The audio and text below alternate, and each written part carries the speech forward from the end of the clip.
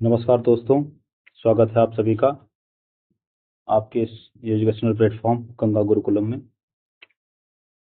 तो Ganga Gurukulam career academy के जितने भी कोर्सेज चल रहे हैं उसमें हमारे प्रायोरिटी बेस पे यूपीएसआई और यूपी पुलिस के एग्ज़ाम को लेकर अभी सबसे इम्पोर्टेंट जो सेगमेंट चल रहा है, जीएस का सेगमेंट चल रहा है। तो जीएस के सेगमेंट में अभी हम लोग भारत का भूगोल पढ़ रहे हैं और भारत के भूगोल में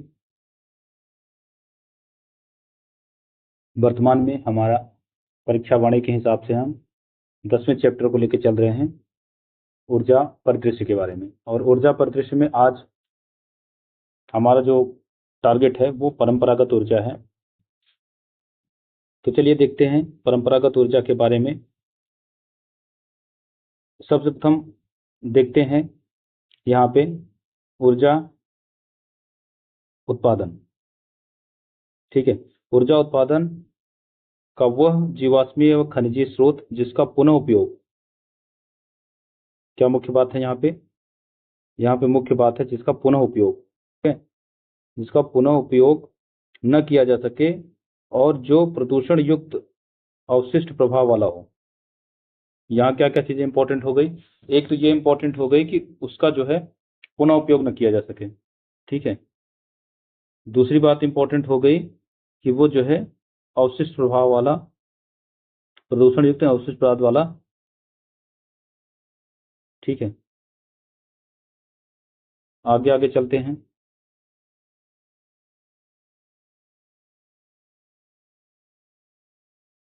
परंपरागत ऊर्जा स्रोत कहलाता है, मतलब इसमें दो चीजें इंपॉर्टेंट होकर आ रही हैं। एक तो इसकी क्वालिटी ये इंपॉर्टेंट होकर आ रही है कि इसमें जो है अवशिष्ट प्रभाव वाला हो, प्रदूषण युक्त हो, अवशिष्ट पदार्थ वाला हो। मतलब ये प्रदूषण भी फैलाता हो और अवशिष्ट पदार्थ भी छोड़ता हो। ठीक है, मतलब इसका उपयोग कर लेने के बाद कुछ चीजें बचती हैं जो प्रदूषण के रूप में या बाय प्रोडक्ट के रूप में कुछ चीजें बच जाती हैं। दो चीजें हो गई। ऐसे जो विशेषताओं वाला खनिज संसाधन होगा जीवाश्मी, उसको हम बोलेंगे कन्वेंशनल एनर्जी स्रोत। अब इसमें आगे देखिए क्या क्या आता है। प्राकृतिक गैस, पेट्रोल, कोयला एवं परमाणु ऊर्जा, इसके जो एग्जाम्पल हैं। अब ऊर्जा के स्रोत को गैर नवीनीकरणीय तापीय ऊर्जा, non renewable and thermal energy भी कहते हैं। नॉन रिन्यूएबल और थर्मल एनर्जी भी कहते हैं। अब थर्मल क्यों? क्योंकि ये जो है ताप से संबंधित है, इसलिए थर्मल एनर्जी। और नवीकरणीय इसलिए क्योंकि जो है ये गैर नवीकरणीय इसलिए क्योंकि इसका पुनर्प्रयोग नहीं किया जा सकता, एक बार यूज हो गया तो खत्म।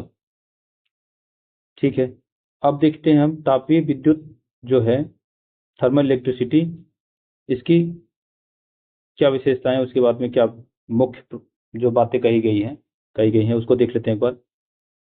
तापीय बिजली का उत्पादन जो है कोयला, डीजल, प्राकृतिक गैस का उपयोग करके किया जाता है। अब इसमें मुख्य तत्व जो हो गए तापीय विद्युत के उत्पादन में, एक तो कोयला हो गया, दूसरा डीजल हो गया और प्राकृतिक गैस है। आगे चल के हम आपको बताएंगे कि कौन कौन से जो है प्रोजेक्ट्स कोयला पर आधारित हैं। थर्मल पावर के कितने प्रोजेक्ट्स हैं जो कोयला पर आधारित हैं, डीजल पे आधारित कौन कौन से प्लांट्स हैं, और प्राकृतिक गैस के आधारित कौन कौन से प्लांट हैं, और यूपी में ऐसे कौन कौन से प्लांट हैं। बाकी वेस्ट जो है भारतीय स्तर पे, देश के स्तर पे कौन कौन से ऐसे प्लांट है। ठीक है, अब देखते हैं इसमें इनका उपयोग करके बिजली का उत्पादन इन ईंधनों की उपलब्धि पर निर्भर करता है। ठीक है, तो अगर जितना ये ईंधन उपलब्ध है उतना ही बिजली का प्रोडक्शन इनके माध्यम से किया जा सकता है। ठीक है, इसमें भारत में यह ऊर्जा का प्रमुख स्रोत है। आपको पहले ही बताया जा चुका है, कल के चैप्टर में आपको बताया गया है कि जो संपूर्ण विद्युत उत्पादन है ऊर्जा के संसाधनों में भारत के परिप्रेक्ष्य में, उसमें सबसे ज्यादा जो है तापीय विद्युत है 52.37, और उसके आसपास ये आगे दिया हुआ है 53.73%।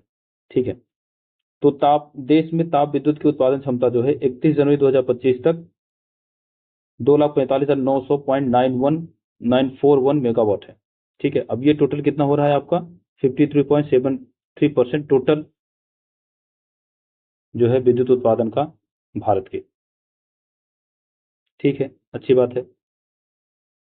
आगे देखते हैं इसमें कि ताप बिजली को प्रोत्साहन देने के लिए 7 नवंबर 1975 को Rashtriya Tap Vidyut Nigam, national thermal power corporation, NTPC, NTPC जो है आज के समय में विद्युत उत्पादन की सबसे प्रमुख कंपनी के रूप में है। इसकी स्थापना आप देख लीजिए, क्योंकि ऐसे डायरेक्ट क्वेश्चन आपके एग्जाम में पूछे जाते हैं कि जो है इस पर्टिकुलर कंपनी की जो भी है एनटीपीसी और आपके जैसे आईओसी वगैरह हैं, मतलब जितनी भी नवरत्न कंपनियां, जितनी भी सार्वजनिक कंपनियां हैं, उनका कभी भी आपसे, नवरत्न महारत्न कंपनियां, इनकी कभी भी आपसे जो है स्थापना दिवस पूछा जा सकता है। तो ये है जैसे 7 नवंबर 1975 को Rashtriya Tap Vidyut Nigam, national thermal power corporation limited, NTPC की स्थापना नई दिल्ली में की गई। ठीक है, इसका हेडक्वार्टर जो है नई दिल्ली में है। जिसके बाद ताप बिजली की भागीदारी बड़ी तीव्र गति से बढ़ी। अब ताप बिजली की भागीदारी मतलब जब ये कंपनी की स्थापना हो गई तो उन्होंने रिसर्च किया और आगे से जो है काम करना शुरू किया इस क्षेत्र में। तो बहुत तेजी से जो है बिजली के उत्पादन में ताप संयंत्रों की भूमिका बहुत तेजी से बढ़ी। ठीक है, देखते हैं इसमें और क्या क्या चीजें हुई। ठीक है, वर्तमान में जो है भारत सरकार का हिस्सा, भारत सरकार का हिस्सा 51% है। किसमें? एनटीपीसी में। एनटीपीसी में 51% जो है भारत सरकार का हिस्सा है, इसीलिए जो है ये सार्वजनिक क्षेत्र की कंपनी है। आप जानिए कि जो भी कंपनी है जिसमें सरकार का स्वामित्व 50% से ऊपर, मतलब 50% से ऊपर का है, वो जो है सार्वजनिक स्वामित्व वाली कंपनी कही जाती है। मतलब बेसिकली इसमें और भी स्टेक होल्डर्स होते हैं, लेकिन चूंकि ज्यादा बड़ा हिस्सा जो है, आधे से अधिक का जो शेयर है वो गवर्नमेंट के पास है, इसलिए ये जो है सार्वजनिक कंपनी हुई। ठीक है, वर्तमान में एनटीपीसी समूह में 52 एनटीपीसी स्टेशन, 42 संयुक्त उपक्रम और सहायक कंपनी के स्टेशन सम्मिलित हैं। तो कुल मिला के जो 52 कंपनी है एनटीपीसी की, वो खुद स्वयं एनटीपीसी की है। 42 जो है संयुक्त उपक्रम है, जो किसी न किसी के साथ इसने एनटीपीसी ने मिलके चलाया है। ठीक है, और इस प्रकार जो है कंपनी ने 2032 तक क्या लक्ष्य रखा है? 1,30,000 मेगावाट। ठीक है, 1,30,000 मेगावाट की विद्युत क्षमता स्थापित करने का लक्ष्य रखा है। तो मतलब एनटीपीसी अपने आप में 1,30,000 क्षमता की, मेगावाट क्षमता की विद्युत उत्पादन की प्लानिंग कर रहा है। ठीक है, आगे देखते हैं। इस क्षमता में विविध मिश्रित ईंधन, अब ऐसा नहीं कि सिर्फ जो है कोयले के बेस पर या सिर्फ जो है आपके डीजल या सिर्फ गैस के, इसमें जो है मिक्स चीजें हैं। उसमें क्या क्या है देखिए, 56% कोयला है, 16% गैस है, 11% परमाणु ऊर्जा है और हाइड्रो सहित 17% नवीनीय ऊर्जाकरण स्रोत होंगे। मीन्स जो एनटीपीसी है, बेसिकली इसका नाम तो national thermal power corporation limited है, लेकिन आपको यही बताते चलता हूँ कि सिर्फ थर्मल से नहीं बल्कि और जो है माध्यमों से भी विद्युत का उत्पादन कर रहा है। मतलब और सोर्सेज से और स्रोतों से भी। और स्रोतों में देखिए अब यहाँ पे दे दिया गया है कि 56% जो आपको कोयला हो गया, 16% गैस हो गई। गैस में आपको पता चल गया ये जो नेचुरल गैस होती हैं उसके प्रयोग करके विद्युत का उत्पादन करना, और 11% जो है आपका परमाणु ऊर्जा से। ठीक है, इसके बाद हाइड्रो में भी 17%, मतलब जल विद्युत के उत्पादन में भी एनटीपीसी 17% का, और 17% परमाणु और हाइड्रो से 11%, 17% नवीकरणीय ऊर्जा से, जिसमें आपके सोलर प्लांट वगैरह हैं से होगा। और वर्ष 2032 तक गैर जीवाश्म ईंधन, ठीक है, गैर जीवाश्म ईंधन पर आधारित उत्पादन क्षमता जो है एनटीपीसी की, कोयला आधारित पोर्टफोलियो का लगभग 50% और 50% का प्लान किया है इन्होंने। कैसे कि 2032 तक जो गैर जीवाश्म ईंधन आधारित उत्पादन क्षमता है एनटीपीसी की, उस पे जो है कोयला आधारित पोर्टफोलियो का, गैर जीवाश्म में तो सारे आ जाएंगे, पेट्रोलियम आ जाएगा, ईंधन आ जाएगा, आपका जो है गैस भी आ जाएगा। इन सब में जो है कोयले पर, सिर्फ कोयले की बात हो रही, कोयले पर आधारित जो लगभग पोर्टफोलियो की क्षमता 50% होगी। मतलब जो कोयले से उत्पादित विद्युत है वो 50% रखेगी। एनटीपीसी की पोर्टफोलियो की बात हो रही है, जो नेशनल लेवल की बात नहीं हो रही है जिसमें सारी कंपनियां हैं। ये सिर्फ एनटीपीसी की हो रही है कि एनटीपीसी का 2032 तक कोयला आधारित जो प्रोडक्शन है वो 50% ही रह जाएगा, क्योंकि जिस हिसाब से, जिस उद्देश्य से एनटीपीसी को बनाया गया था कंपनी को, उसका उद्देश्य सिर्फ थर्मल पावर प्रोजेक्ट पे काम करना था, जिसमें सिर्फ जो है आपके तीन चीजें आ रही थी, गैस आ रहा था, गैस आधारित, डीजल आधारित और बेसिकली कोयला आधारित। लेकिन अब बोला गया कि इसको डाइवर्सिफाई करके कोयला आधारित को 50% कर दिया जाएगा, बाकी अन्य क्षेत्रों से, अन्य सोर्सेज से विद्युत उत्पादन का प्रयास किया जाएगा। ये इनका लक्ष्य है। ठीक है, आगे देखते हैं। इसी क्रम में हम देखते हैं कि जो है वर्तमान में एनटीपीसी और उसके संयुक्त उद्यमों को कोयला आधारित कुल क्षमता जो है 62,854 मेगावाट है। तो मतलब 62,854 मेगावाट कोयला आधारित विद्युत सिर्फ और सिर्फ एनटीपीसी प्रोड्यूस कर रही है। बाकी और लोग भी कर रहे होंगे, आगे हम देखेंगे इस चीज को। ठीक है, एनटीपीसी गैस आधारित कुल क्षमता 4017 है, और एनटीपीसी जो कुल गैस आधारित क्षमता है 4017 है। वर्तमान में एनटीपीसी 77,393.18 मेगावाट की स्थापित क्षमता के साथ देश की सबसे बड़ी जो है तापीय विद्युत कंपनी है। तो इस प्रकार हम देख रहे हैं कि जो ताप विद्युत के उत्पादन में सबसे बड़ी हिस्सेदारी जो है वो सार्वजनिक कंपनी एनटीपीसी के हिस्से में है, नेशनल थर्मल पावर कॉर्पोरेशन के लिमिटेड के हिस्से में है, और ये जो है 77,393 मेगावाट विद्युत का उत्पादन कर रही है। चलिए आगे देखते हैं। इसी क्रम में हम ये देखते हैं कि जम्मू कश्मीर में ताप विद्युत का अभाव। जम्मू कश्मीर में ताप विद्युत का अभाव है, मतलब वहां पे कोई भी थर्मल पावर प्लांट नहीं है, ज्यादातर वहां पे जल विद्युत के केंद्र हैं।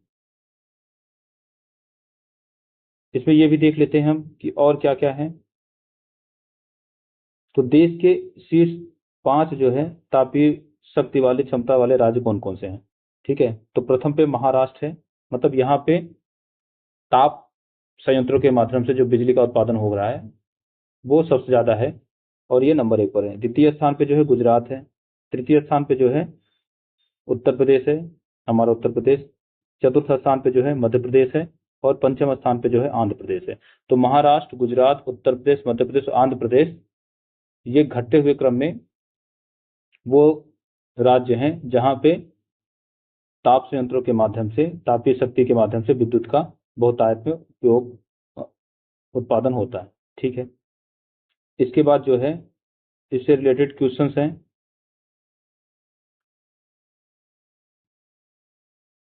अब भारत में जो ताप विद्युत केंद्र हैं उनकी चर्चा हो रही है। देख लेते हैं हम ताप विद्युत केंद्र कितने में है भारत में। तो पहला जो है ताप विद्युत केंद्र, चलिए देखते हैं। हरियाणा में कौन कौन से ताप विद्युत केंद्र हैं। तो फरीदाबाद में है, पानीपत में है, यमुनानगर में है, हिसार में है। इस प्रकार जो है 4 ताप विद्युत संयंत्र जो है वो हरियाणा में है। दूसरे नंबर पर आगे पंजाब है, जिसमें भटिंडा और रोपड़ 2 जो है ताप विद्युत संयंत्र पंजाब में है। दिल्ली में देखते हैं बदरपुर, राजघाट, इंद्रप्रस्थ 3 जो है विद्युत संयंत्र जो तापीय ऊर्जा से चल रहे हैं वो दिल्ली में है। फिर जो है राजस्थान में कोटा है, अंता है और सूरतगढ़ 3 जो है राजस्थान में है ताप विद्युत संयंत्र। उत्तर प्रदेश में आके देखते हैं, उत्तर प्रदेश में ढेर सारे आपको विद्युत संयंत्र देखने को मिलेंगे जो तापीय सोर्सेस से, तापीय स्रोतों से चलाए जा रहे हैं। उत्तर प्रदेश 5वें नंबर पे। इसमें देखते हैं ओबरा 1971 में स्थापित हुआ था, एनटीपीसी ओबरा। ठीक है, आगे चलिए देखते हैं परीक्षा आपने सुना होगा, झांसी में। ठीक है, परीक्षा के पास आपका जो है डैम भी है, और वहां पे जो है ये एनटीपीसी परीक्षा है, जो एनटीपीसी झांसी में परीक्षा क्षेत्र स्थित है। और ऊंचाहार रायबरेली में, आपको पता है एनटीपीसी ऊंचाहार बहुत बड़ा उस क्षेत्र का जो है पावर प्रोजेक्ट है। हरदुआगंज, रिहंद रिहंद आप वापस जानते हैं, सोनभद्र डिस्ट्रिक्ट में निहर नदी पर ये पावर प्रोजेक्ट है। यहाँ पे जो है एनटीपीसी का पावर प्रोजेक्ट है। पनकी वापस कानपुर, और कानपुर में भी है। सिंगरौली फिर से जो है सोनभद्र में। ठीक है, सिंगरौली जो है मध्य प्रदेश और उत्तर प्रदेश का संयुक्त कोयला उत्पादन क्षेत्र भी है, और उत्तर प्रदेश का एकमात्र कोयला उत्पादन क्षेत्र है जो सोनभद्र में स्थित है। फिर औरैया, दादरी जो है ग्रेटर नोएडा में है, और दादरी जो है ये भी ताप विद्युत संयंत्र है। टांडा और मेजा जो है आपके प्रयागराज में स्थित है। मेजा, एनटीपीसी मेजा, वहां पे भी जो गंगा नदी से जल उठाकर यहाँ पर भी ताप विद्युत संयंत्र के माध्यम से, कोयले के माध्यम से विद्युत का उत्पादन किया जा रहा है। ठीक है, तो इस प्रकार हम देखते हैं। तो ओबरा 1, परीक्षा 2, ऊंचाहार 3, हरदुआगंज 4, रिहंद 5, पनकी 6, कानपुर 7, सिंगरौली 8, औरैया 9, दादरी 10, टांडा 11 और 12 जो है मेजा। इस प्रकार जो है 12 पावर प्रोजेक्ट उत्तर प्रदेश में है जो तापीय ऊर्जा के क्षेत्र में विद्युत उत्पादन कर रहे हैं, तापीय ऊर्जा से विद्युत उत्पादन कर रहे हैं। ठीक है, इसी क्रम में हम देखते हैं गुजरात के बारे में। तो गुजरात में उकाई, गांधीनगर, उत्तरन, साबरमती, अहमदाबाद, बनकबोरी, धोवरण, कावस, झानोर, गंधार, ये जो जगह हैं वो गुजरात में है। तो इसके गुजरात में हम देख लेते हैं कितनी है, 1 2 3 उत्तरन, साबरमती 4, अहमदाबाद 5, बनकबोरी 6, ध्रुवरण 7, कावस 8, झानोर, गंधार एक ही होंगे तो ये 9। इस प्रकार जो है हम देखते हैं कि 9 विद्युत संयंत्र जो है वो 9 टोटल जो है 9 आपके गुजरात में। ठीक है, आगे बढ़ते हैं, मध्य प्रदेश देखते हैं। मध्य प्रदेश में सतपुड़ा, अमरकंटक, गदरवारा एवं पेंच एनटीपीसी एवं राज्य के साथ संयुक्त उपक्रम है। ये राज्य के साथ और एनटीपीसी के साथ। फिर खरगोन, विंध्याचल, ये जो है, अब विंध्याचल आप यूपी वाले मिर्जापुर में विंध्याचल मंदिर के बारे में मत सोचिए, ये जो है विंध्याचल प्रोजेक्ट है जो कि एमपी में है। ठीक है, तो इस प्रकार हमने देखा एमपी में अगर देखा जाए तो 5-6 जो है 5 जो है संयंत्र हैं। महाराष्ट्र में आते हैं, फिर देखते हैं महाराष्ट्र में कोराड़ी, नासिक, खापरखेड़ा, पारस, भुसावल, पारली, उड़ान, बल्लारसा, चंद्रपुर, चोला, ट्राम्बे, डाभोल। ठीक है, ये जो है प्रमुख विद्युत उत्पादक केंद्र जो हैं, और जो ये तापीय ऊर्जा से विद्युत उत्पादन कर रहे हैं, ऐसे वो प्रमुख केंद्र हैं। फिर आंध्र प्रदेश में हम देखते हैं, आंध्र प्रदेश में तापीय विद्युत से उत्पादन करने वाले क्षेत्र हैं, जो संयंत्र हैं वो विजयवाड़ा, नेल्लोर और सिम्हाद्री है। तमिलनाडु में देख लेते हैं, एन्नौर, तूतीकोरिन, नेवेली, तमिलनाडु में 3 और विजयवाड़ा में भी 3। ठीक है, फिर देखते हैं बिहार में जो है कहलगांव, बाढ़, कांटी, नवीनगर। तो बिहार में इस प्रकार 4 तापीय विद्युत संयंत्र हो गए। फिर उड़ीसा देखते हैं, उड़ीसा में तलचर कन्हा, दर्लीपाली और राउरकेला। इस प्रकार जो है 5 विद्युत संयंत्र उड़ीसा में है जो तापीय ऊर्जा से विद्युत उत्पादन करते हैं। और उसके बाद जो है पश्चिम बंगाल में बंदेल, गौरीपुर, कोलकाता, टीटागढ़, दुर्गापुर, संथालडीह, कोलाघाट, बक्रेश्वर और सागरदीघी। इस प्रकार जो है 1 2 3 4 5 6 7 8 9 विद्युत संयंत्र जो हैं पश्चिम बंगाल में हैं जो तापीय ऊर्जा से विद्युत का उत्पादन करते हैं। चौथा जो है आपका केरल है। केरल में क्यांकुलम जो है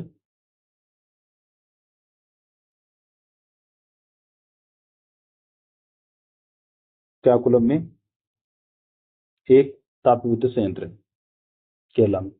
आगे देखते हैं असम में नामरूप, बोगाईगांव, चंद्रपुर, लकवा, 4 जो हैं विद्युत उत्पादन के केंद्र हैं जो तापीय ऊर्जा से विद्युत उत्पादन करते हैं।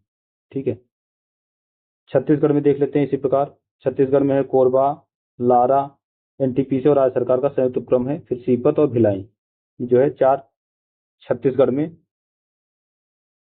विद्युत उत्पादन के केंद्र हैं। त्रिपुरा में देखते हैं पालाटाना ओएनजीसी का है और अगरतला। ठीक है, पालाटाना ओएनजीसी और अगरतला ये 2 हैं जो है त्रिपुरा में है। फिर तेलंगाना जो है कोठागुदम, रामागुंडम, सिंगरेनी, ये 3 जो है तेलंगाना में है। झारखंड में पतरातू, चंद्रपुरा, बोकारो, तेनुघाट, कोडरमा।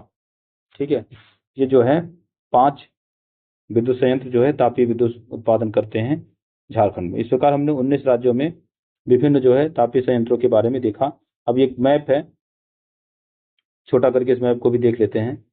भारत के ताप विद्युत केंद्र जो मैप के माध्यम से दिखाए गए हैं। ठीक है, तो भारत के जो प्रमुख ताप विद्युत केंद्र हैं उसमें पंजाब में देखिए भटिंडा है।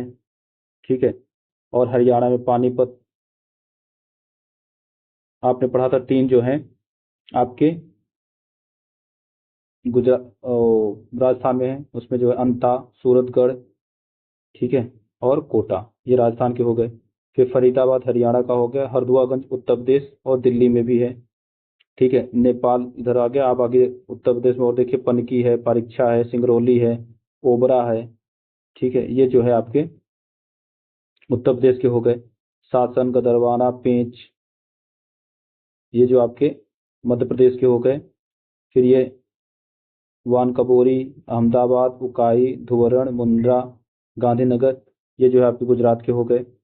अब इसी में देख लेते हैं हम आगे का नामरूप जो है वो असम, बोकाईगांव असम, लोकटक जो है मणिपुर, ककवारा, देवघर, ये झारखंड का, दुर्गापुर, दुर्गापुर जो है आपका पश्चिम बंगाल, संथालडी आपका झारखंड, कोलकाता पश्चिम बंगाल, सुंदरगढ़, तलचर, मेला वाली मेला, ये जो आपका है उड़ीसा का हो गया। कोरबा छत्तीसगढ़ हो गया, सरगुजा छत्तीसगढ़ हो गया, तिलैया जो है आपका झारखंड हो गया, तिलैया बांध भी है। ठीक है, पुदी मदका जो है आंध्र प्रदेश, विजयवाड़ा आंध्र प्रदेश, कृष्णापट्टनम आंध्र प्रदेश, इंदौर आंध्र प्रदेश। ठीक है, रामागुंडम तेलंगाना, पार्ली महाराष्ट्र हो गया, कुराड़ी महाराष्ट्र हो गया, भुसावल महाराष्ट्र हो गया, नासिक भी महाराष्ट्र हो गया, ट्राम्बे, ये सब जो है ताप विद्युत केंद्रों की बातें कर रहे हैं हम लोग। गिरी जो है ये भी महाराष्ट्र में ताप विद्युत संयंत्र है। ठीक है, अब और नीचे आते हैं, इनमें देखते हैं। रामागुंडम तक हमने देख लिया था। त्रिवेंद्रम जो है वो ताप विद्युत संयंत्र है केरला में। नेवेली जो है आपका ताप विद्युत संयंत्र है तमिलनाडु में। तूतीकोरिन ताप विद्युत संयंत्र है तमिलनाडु में।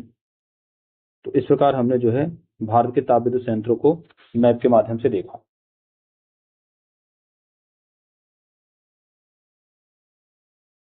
अब जो है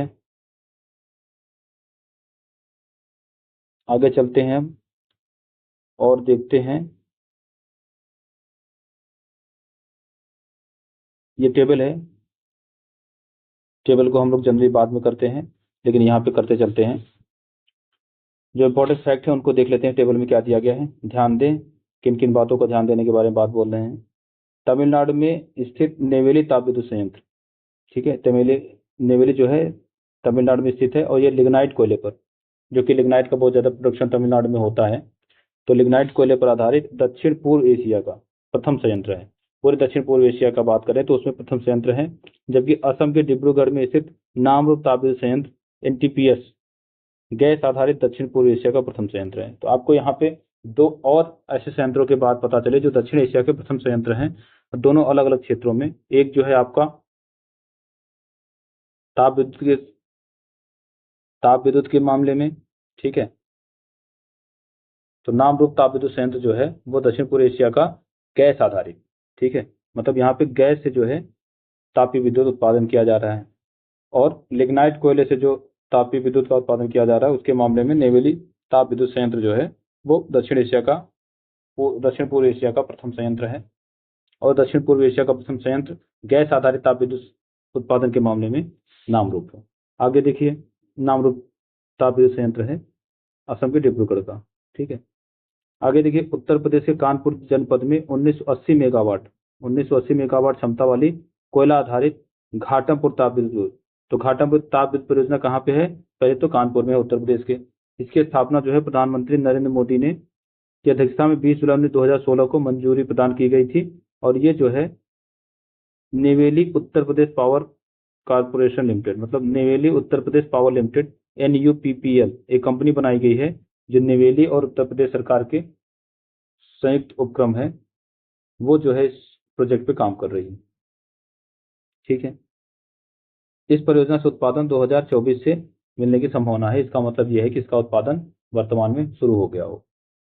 अब देखते हैं हम केंद्र सरकार द्वारा आगे इस क्रम में 20 नवंबर 2014 को शहरी क्षेत्रों में पारेषण एवं वितरण नेटवर्किंग मॉनिटरिंग सुधार। पारेषण आपको बता दिया था, एक तो उत्पादन हो गया, उत्पादन के बाद पारेषण मतलब जो है विद्युत का ट्रांसपोर्टेशन जो ग्रिड के माध्यमों से होता है, और उसके बाद फिर पुनः जो है डिस्कॉम कंपनियों के माध्यम से, ठीक है, डिस्कॉम जिसको बोलते हैं आपका डिस्ट्रीब्यूशन कंपनियां, उनके माध्यम से वितरण होता है, जो बेसिकली आपसे बिल लेती हैं और आपको जो है कनेक्शन प्रदान करती हैं, आपके यहाँ मीटर लगाती हैं, उसको रीड करती हैं। ऐसी जो कंपनियां होती हैं वो डिस्कॉम होती हैं, मतलब जो है आपको विद्युत का वितरण करती है, जबकि वो उत्पादन नहीं करती, उत्पादन करने वाला कोई और है। और पावर ग्रिड ऑफ इंडिया के माध्यम से, जो सरकारी कंपनी है, सार्वजनिक कंपनी है, उसके माध्यम से जो है आपको इसका जो है ट्रांसपोर्टेशन होता है, पारेषण होता है, और अंततः जो है डिस्कॉम कंपनियों के माध्यम से आपके घरों में आपूर्ति की जाती है।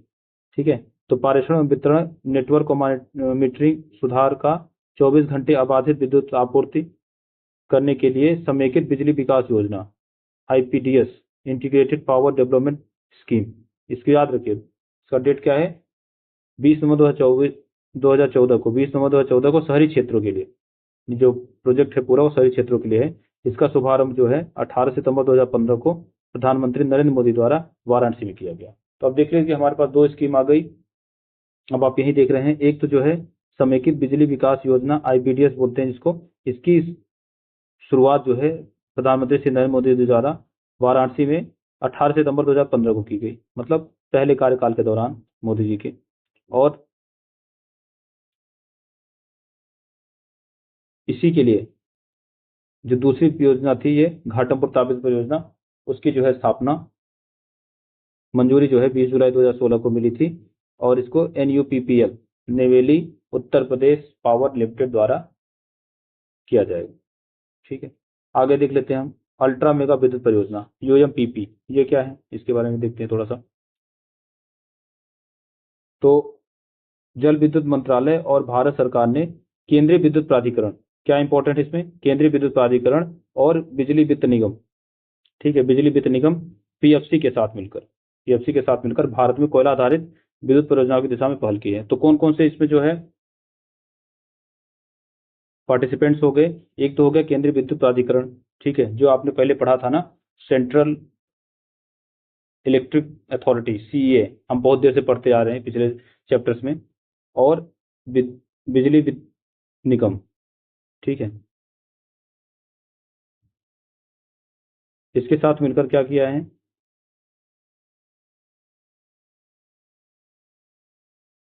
कोयला आधारित बड़ी विद्युत परियोजनाओं की दिशा में पहल की है।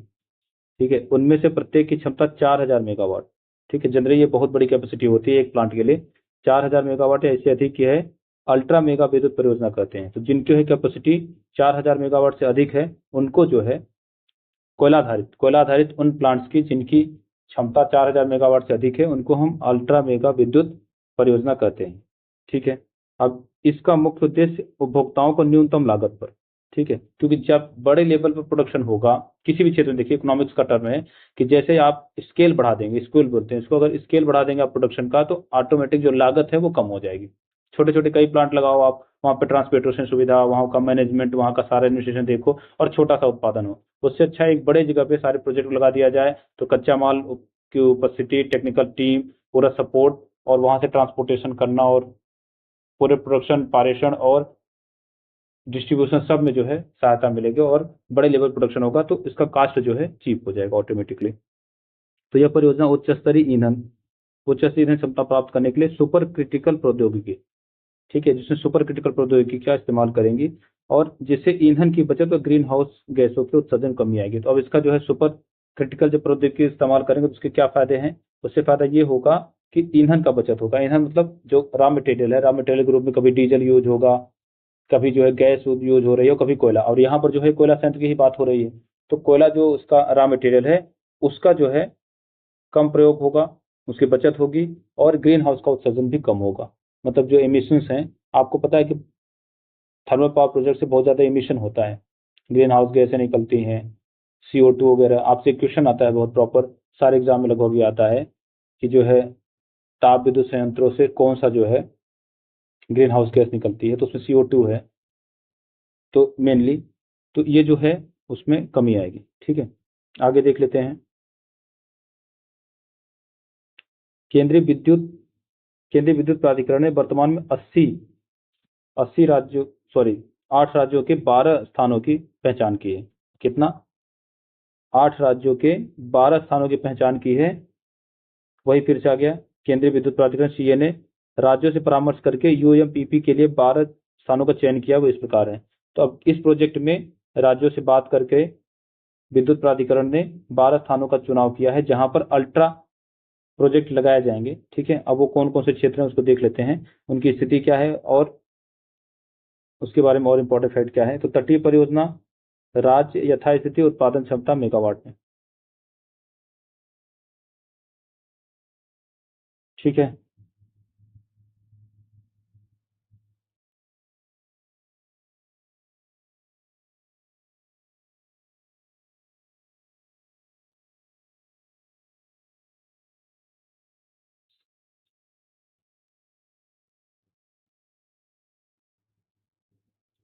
अल्ट्रा जो प्रोजेक्ट वाली था उसको देखते हैं हम। बताया गया है कि किन स्थानों की इन्होंने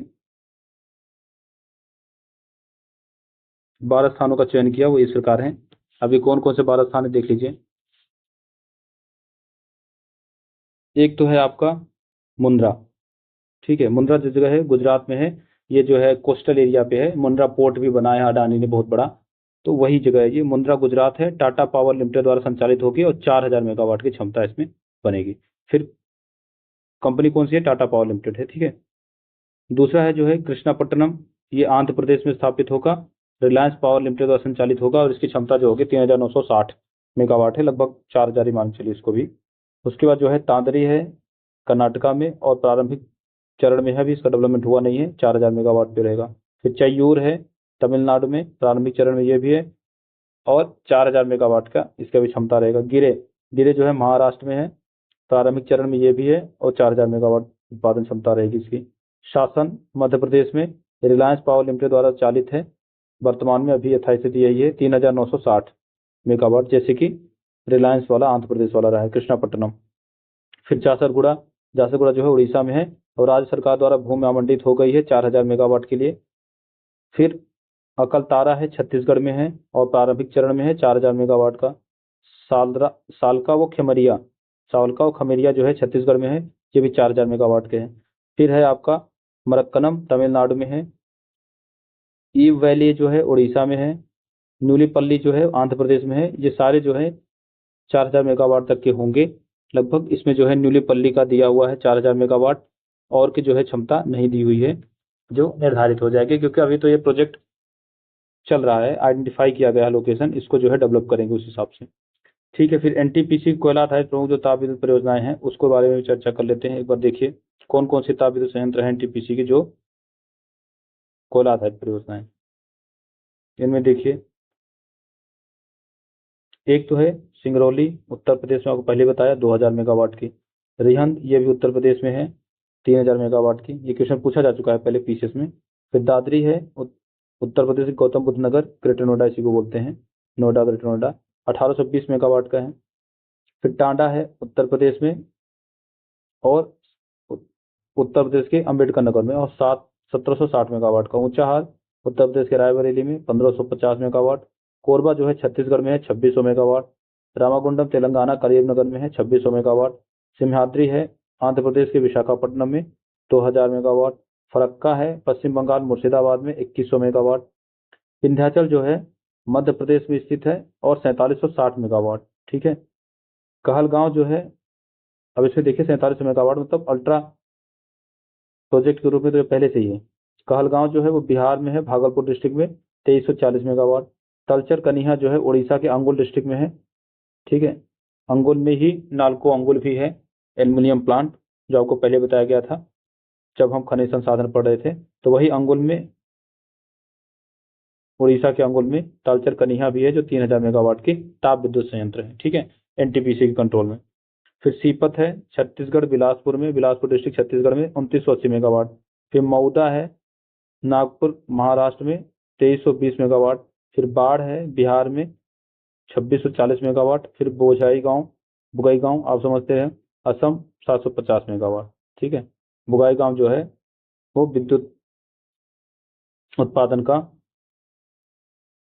तापीय विद्युत संयंत्र है। इसी क्रम में आगे बढ़ते हैं और कुडगी देखते हैं। कुडगी जो है कर्नाटक कर्नाटक के बीजापुर डिस्ट्रिक्ट में है कुडगी, 2400 मेगावाट। सोलापुर जो है महाराष्ट्र में है 1320 मेगावाट। लारा जो है छत्तीसगढ़ रायगढ़ में है, रायगढ़ डिस्ट्रिक्ट में छत्तीसगढ़ के 1600 मेगावाट है। बरौनी जो है बेगूसराय डिस्ट्रिक्ट बिहार 500 मेगावाट, और गदरवारा Madhya Pradesh 1600 megawatt, Khargone Madhya Pradesh 1320 megawatt, दरियापाली Orissa 1600 megawatt, Kanti जो है बिहार है 390 मेगावाट, नबीनगर जो है बिहार है 1980 मेगावाट, और उत्तरी करणपुर जो है झारखंड में है 1320 मेगावाट, तेलंगाना में है जो तेलंगाना के नाम से तेलंगाना में है 1600 मेगावाट, कुडगी जो है कर्नाटक में ही है 2400 मेगावाट। ठीक है, तो इस प्रकार कुल जो क्षमता है 53,850 मेगावाट क्षमता है। ठीक है, जो इसके ज्वाइंट वेंचर्स हैं और इसकी जो सब्सिडीरीज हैं दोनों को मिलाकर एनटीपीसी की जो अभी वर्तमान में क्षमता है, कुल क्षमता वो जो है 53,850 मेगावाट है ताप विद्युत संयंत्र से विद्युत उत्पादन की। ठीक है, आगे बढ़िए, गैस आधारित भी देख लेते हैं एक बार।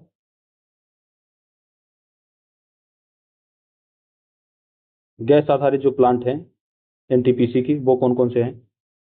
एनटीपीसी की गैस आधारित प्रमुख संयुक्त परियोजनाएं जो हैं, स्थापित क्षमता राज्य, और इस बार देखते हैं अंता जो है राजस्थान में है, राजस्थान के 12 डिस्ट्रिक्ट में है, 419 मेगावाट की गैस आधारित विद्युत परियोजना है।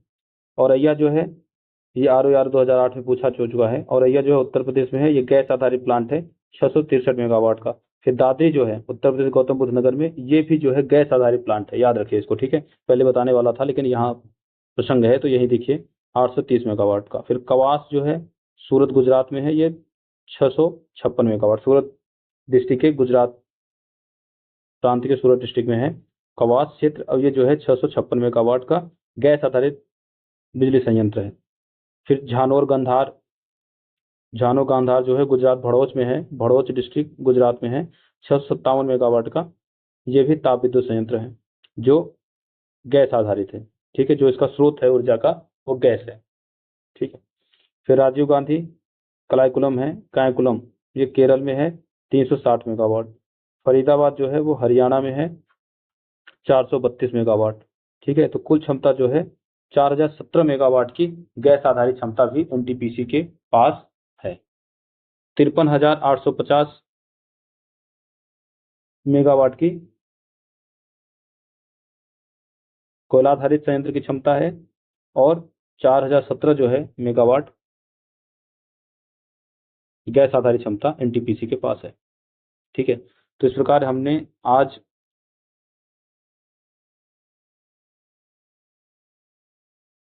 एनटीपीसी के बारे में सारी चर्चा किया। ताप विद्युत के मामले में एक चार्ट और बचा है, इसको भी कर लेते हैं ताकि हमारे लिए कल का जो है ओएनजीसी से स्टार्ट करें हम लोग कल। ठीक है, तो देखते हैं इसमें आगे क्या दिया हुआ है। एनटीपीसी के संयुक्त उपक्रम सहायक कंपनियों के अंतर्गत कोयला आधारित प्रमुख ताप विद्युत परियोजनाएं कौन कौन सी है? एनटीपीसी और उसके साथ सहायक जो कंपनियां हैं उनके साथ कौन कौन सी है परियोजना, राज्य और स्थापित क्षमता जो है उसको देख लेते हैं। अब वो तो एनटीपीसी की खुद की थी, इसमें जो है एनटीपीसी और उसके सहायक कंपनियों के साथ जो प्रोजेक्ट है उनके पास है। दुर्गापुर पश्चिम बंगाल में है 160 मेगावाट, राउरकेला उड़ीसा में है 360 मेगावाट, भिलाई छत्तीसगढ़ के भिलाई में है भिलाई पावर प्रोजेक्ट, वो 574 मेगावाट। फिर झज्जर हरियाणा में है, हरियाणा 1500 मेगावाट। फिर बेलूर जो है तमिलनाडु में, ठीक है, और 1500 मेगावाट। हिस्ट्री में यही है जहाँ वेलूर विद्रोह हुआ था। ठीक है, हैट लगाने को लेकर और तिलक लगाने को लेकर जो 1857 की क्रांति से पहले जो है विद्रोह हुआ था वो यहीं पर हुआ था। आपके लिए एक टास्क है, आप बताइएगा कि इसमें किसका जो है लीडरशिप थी और कब हुआ था ये। ठीक है, मतलब बेलूर जो विद्रोह हुआ था वो किसके नेतृत्व में हुआ था और कब हुआ था? बेलूर का सैनिक विद्रोह था ये। ठीक है, मेजा देख लीजिए, मेजा उत्तर प्रदेश में है और ये जो है संयुक्त उपक्रम है एनटीपीसी का। झबुआ जो है मेजा जो है उत्तर प्रदेश के प्रयागराज में है। ठीक है, और झबुआ जो है वो मध्य प्रदेश में है 600 मेगावाट। तो ये याद रखिएगा, उत्तर प्रदेश में जो मेजा जो विद्युत प्रोजेक्ट है, ताप विद्युत प्रोजेक्ट, वो जो है 1320 मेगावाट का है। ठीक है, नवीनगर देखिए बिहार में है 1000 मेगावाट का। खुर्जा जो है उत्तर प्रदेश में ही है, खुर्जा उत्तर प्रदेश में कहाँ पे है? बुलंदशहर में, ठीक है। और खुर्जा उत्तर प्रदेश में फेमस है अपने सिरामिक बर्तनों और चीनी मिट्टी के बर्तनों के लिए, ठीक है। ये जो है उत्तर प्रदेश में है, उत्तर प्रदेश के बुलंदशहर में खुर्जा, और इसमें जो है 660 मेगावाट की संयुक्त विद्युत परियोजना है एनटीपीसी के साथ। फिर खुलना जो है बांग्लादेश में है और 1320 मेगावाट की विद्युत परियोजना है। ये भी जो है संयुक्त उपक्रम है एनटीपीसी के साथ, वहाँ की कोई कंपनी होगी उसके साथ, ठीक है। तो कुल क्षमता जो है 9004 मेगावाट की है, जो संयुक्त उपक्रम के साथ है एनटीपीसी में, ठीक है। अब आगे देखते हैं एक चार्ट और छोटा सा, इसको देख लेते हैं, एक टेबल, उसके बाद जो है हम आज का लेक्चर समाप्त करेंगे। तो इसमें क्या है कि एनटीपीसी के संयुक्त उपक्रम सहायक कंपनियों के अंतर्गत गैस आधारित जो प्लांट है, मतलब उसमें एनटीपीसी भी है, उसके ज्वाइंट वेंचर है, और उसके सहायक कंपनियों के साथ जो गैस आधारित पावर प्रोजेक्ट हैं उनको देख लेते हैं। ये कौन कौन से हैं? परियोजना राज्य उत्पादन क्षमता यहाँ मेगावाट में देख लेते हैं। त्रिपुरा गैस त्रिपुरा में है 101 मेगावाट, ठीक है। फिर अगरतला गैस त्रिपुरा में ही है, ये भी 135 मेगावाट। फिर असम गैस असम में है 291 मेगावाट। फिर रत्नागिरी जो है महाराष्ट्र में है 1967 मेगावाट। ये बड़ी प्रोजेक्ट है। तो कुल मिला के जो है 2494 मेगावाट का इनके पास संयुक्त उपक्रम के साथ जो है गैस आधारित विद्युत उत्पादन का, तापीय विद्युत का उत्पादन का केंद्र है। तो इस प्रकार हमने आज एनटीपीसी आधारित जितने भी प्लांट गैस और कोयला के आधार पर, गैस और कोयला से विद्युत उत्पादन कर रहे हैं, उनकी चर्चा हमने किया। आगे के लेक्चर्स में हम ओएनजीसी की विद्युत परियोजनाओं के बारे में पढ़ेंगे, जिसे ओएनजीसी चला रही है, ठीक है। अब ओएनजीसी चूंकि आयरन नेचुरल गैस की कंपनी है, लेकिन फिर भी ये जो है ऊर्जा के क्षेत्र में काम कर रही है। तो क्या क्या काम किया इसने, हम इसको देखेंगे। उसके बाद हम जो है भारतीय बिजली ग्रिड निगम लिमिटेड के बारे में आगे चर्चा करेंगे, ठीक है। तो इस प्रकार आपको आज का लेक्चर कैसा लगा, कमेंट बॉक्स में जरूर बताइए, और कंटिन्यू हमारे साथ बने रहिए।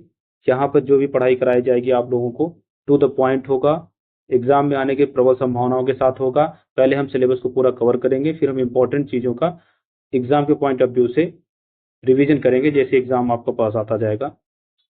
तो अगर आपको लेक्चर अच्छा लग रहा हो तो लाइक शेयर एंड कमेंट करें, और स्टे ट्यून रहें आगे की सारी कंप्रहेंसिव प्रिपरेशन के लिए। Thanks for watching us. जय हिंद।